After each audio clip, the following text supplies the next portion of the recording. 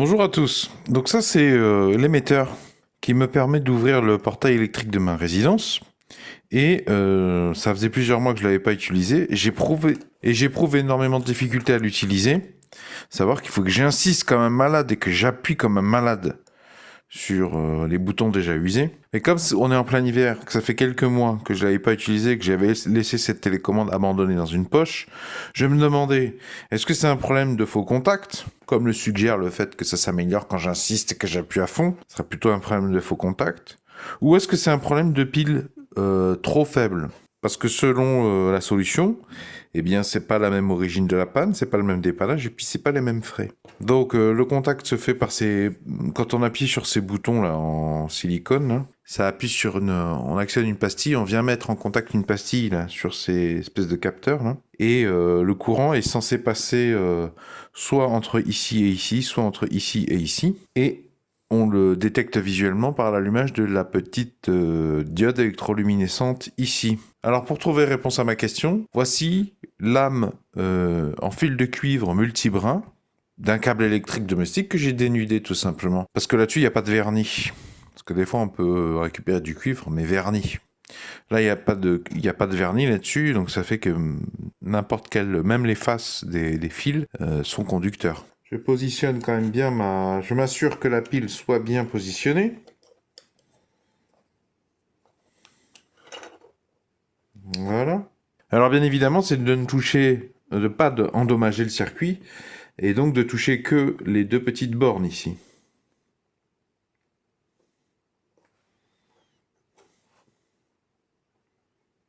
Et donc vous voyez que finalement ça s'allume très facilement en fait, suggérant que c'est pas un problème de pile.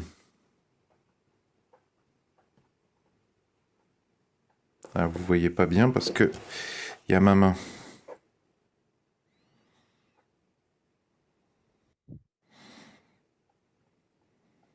Donc c'est pas un problème de pile, ça sert à rien que je la change, c'est pas nécessaire, faire des frais pour rien.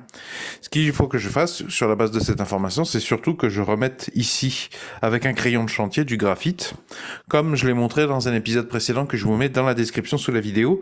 Mais pour information, on va quand même mesurer la tension aux bornes de cette pile, pour avoir une sauvegarde de l'information en format vidéo, une sorte d'archive de tension qui ne nécessite pas de changer la batterie.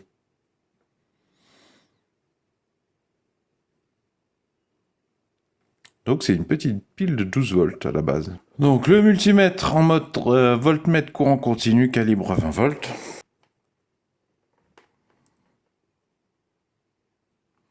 Et donc nous sommes à 10,46 volts. 10,46 volts, ça ne nécessite pas de jeter, de changer, de remplacer cette pile. Donc avant de mettre du graphite, je vous montre comment je galère. Ah.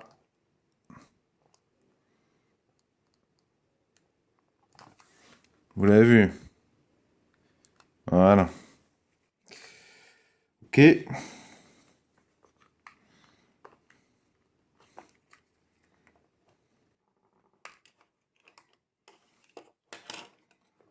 Donc ça c'est un crayon de chantier, ça c'est un crayon à papier. Je suppose qu'il faut prendre le crayon le plus gras possible, parce que j'imagine que plus il est gras, plus il tiendra longtemps et elle sera résistant aux intempéries. Je suppose. Alors, c'est ici. Faut faire gaffe quand même parce que c'est conducteur du coup, hein, ce qu'on est en train de mettre là. Donc il faut en mettre que là où il y a besoin d'en mettre. Hein. Vous avez vu comment ça s'allume tout seul? On n'a pas envie de créer des courts-circuits entre des zones qui sont pas censées être reliées électriquement directement. Voilà. Hop, hop, hop. Est-ce que je peux remettre là-dessus, là? Je crois pas que ça prenne vraiment. Hop. Ok. Alors, test. Eh ben ouais, c'est quand même beaucoup plus facile. Hein. C'est validé. Donc la tension que je vous ai donnée ne nécessite pas de changer la pile, mais plutôt de remettre du graphite. Attention, pour les débutants, hein, c'est une valeur pour une pile qui au départ fait 12 volts. Hein.